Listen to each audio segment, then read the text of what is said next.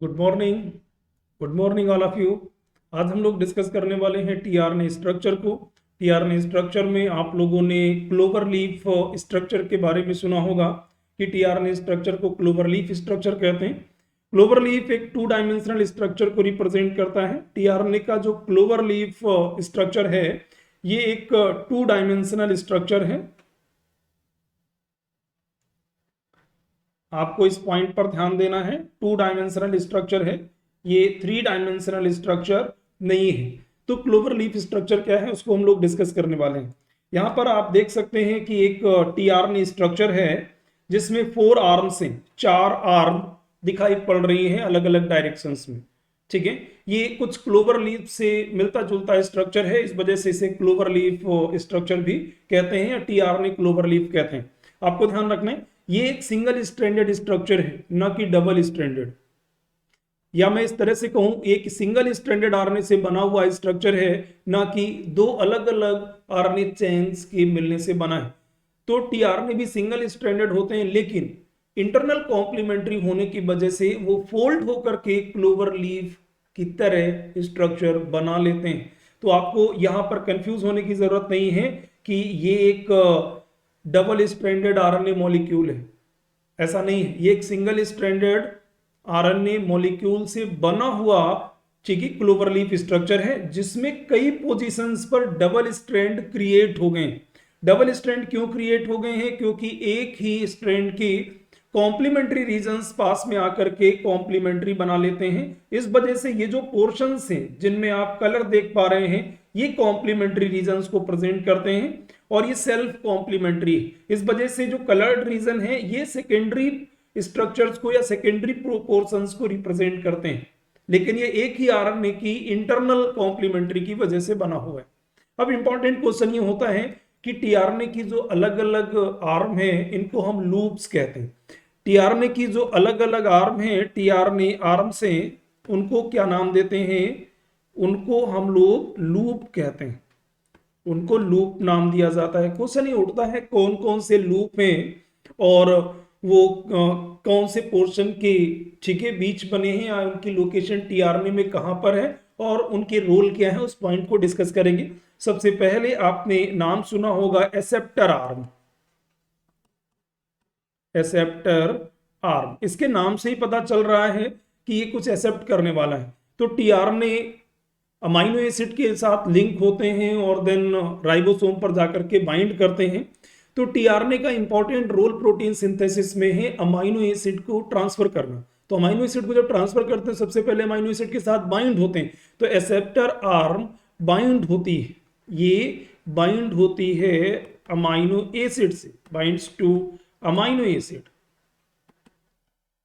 ये amino acid से bind होती है, इसी वजह से हम कहते हैं ये एसेप्टर आर्म है, या हम ये कह सकते हैं वो एक्सेप्ट करती है अमाइनो एसिड। क्वेश्चन ये है कि एसेप्टर आर्म कहां पर है और किन पोर्शंस की कॉम्प्लीमेंट्री की वजह से ये आर्म बनती है। तो एसेप्टर आर्म 5 प्राइम और 3 प्राइम एंड्स, 5 प्राइम एंड और 3 प्राइम एंड, टीआरएनए का जो 5 प्राइम एंड है और 3 प्राइम एंड है, जैसे मैं यहां पर बना सकता हूं ये सिंगल स्ट्रैंडेड आरएनए, ये 5 प्राइम है और ये 3 प्राइम है। तो 5 प्राइम का पोर्शन और 3 प्राइम का पोर्शन कॉम्प्लीमेंट्री बना करके बनाते हैं एसेप्टर आर्म। तो ये है एसेप्टर आर्म।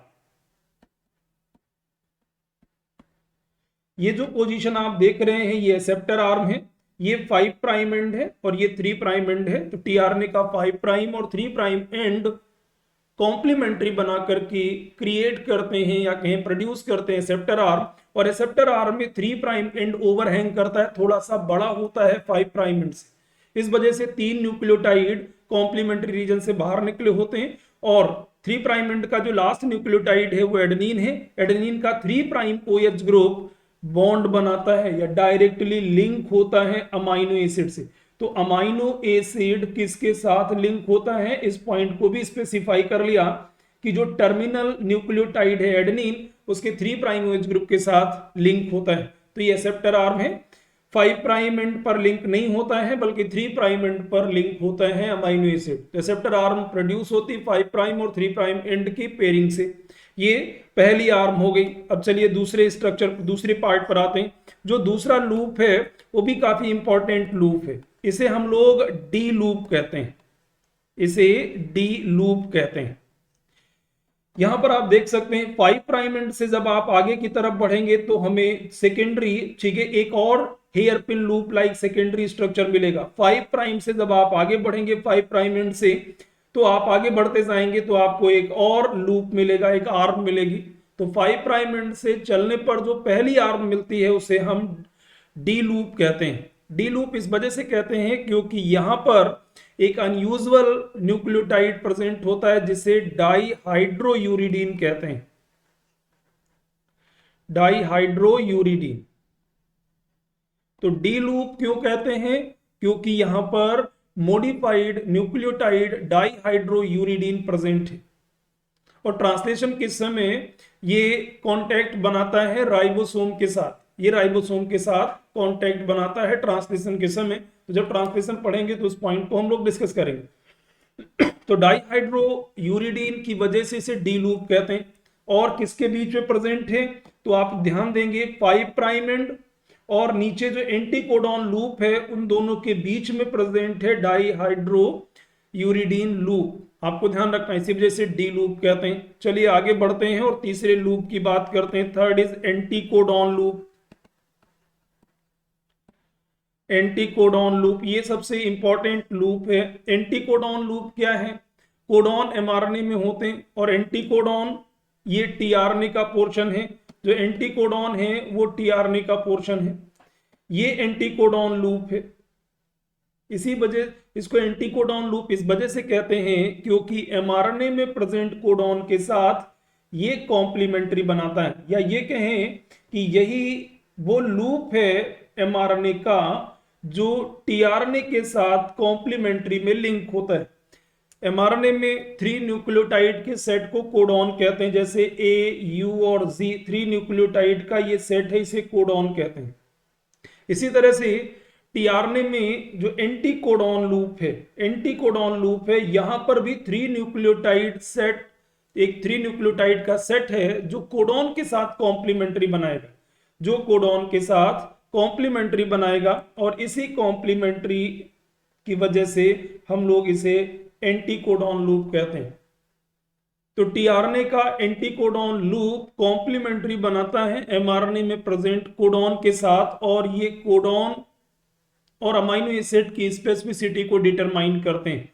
तो इसको आप इस तरह से भी समझ सकते हैं कि हम लोग टीआरएनए को एडॉप्टर मॉलिक्यूल क्यों कहते हैं?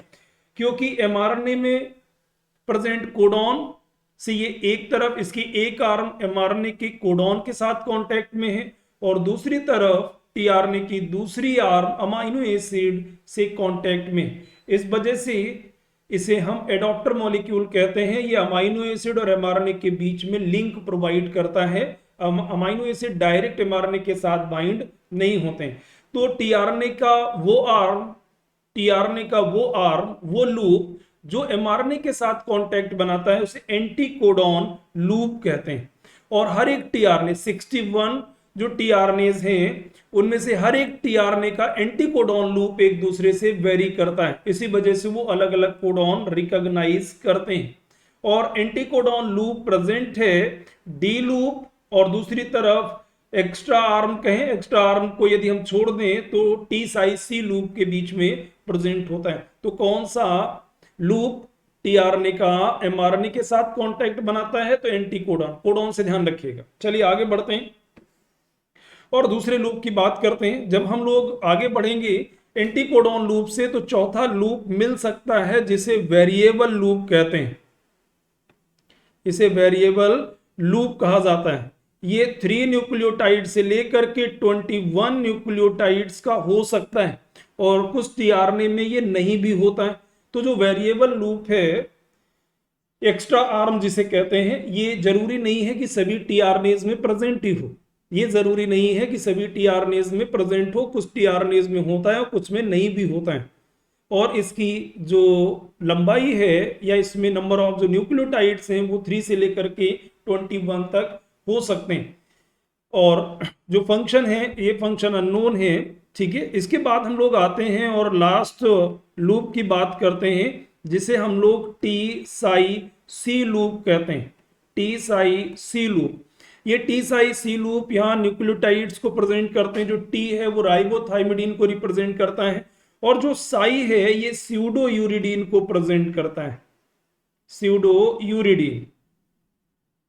तो इस स्यूडो यूरिडीन की प्रेजेंस की वजह से इसे टी साई सी लूप कहते हैं। तो टी साई सी लूप का कैरेक्टरिस्टिक है प्रेजेंस ऑफ स्यूडो यूरिडीन की प्रेजेंस।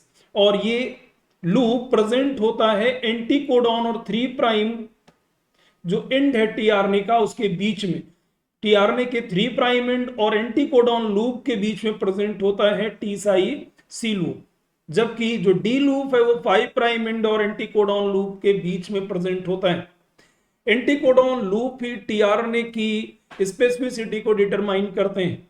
आपको ध्यान रखना है, ठीक है, कि कौन सा कोडॉन ये रिकॉग्नाइज करेंगे, कौन सा कोडॉन रिकॉग्निशन होगा टीआरएनए के द्वारा, वो एंटीकोडॉन लूप में प्रेजेंट 3 न्यूक्लियोटाइड के सेट से ही डिटरमाइन होगा।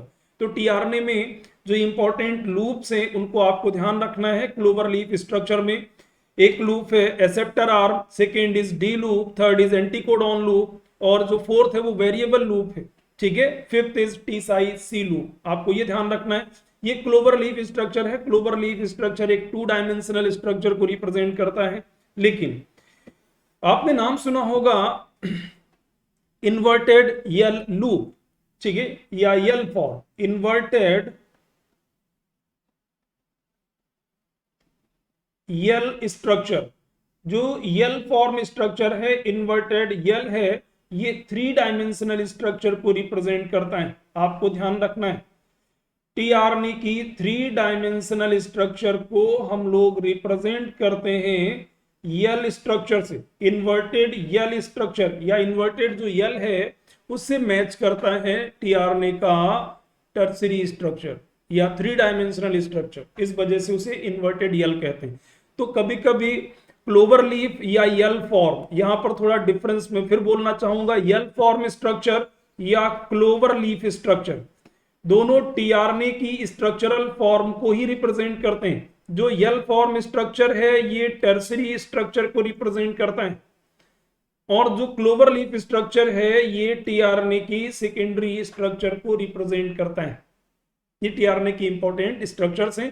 टीआरएनए का रोल क्या है उसके बारे में हम लोग पहले भी डिस्कस कर चुके हैं। एडॉप्टर मॉलिक्यूल है और ज्यादा बेहतर तरीके से हम लोग इसको समझते हैं या समझ पाएंगे जब ट्रांसलेशन की स्टडी करेंगे। आप सभी लोगों को मेरा नमस्कार।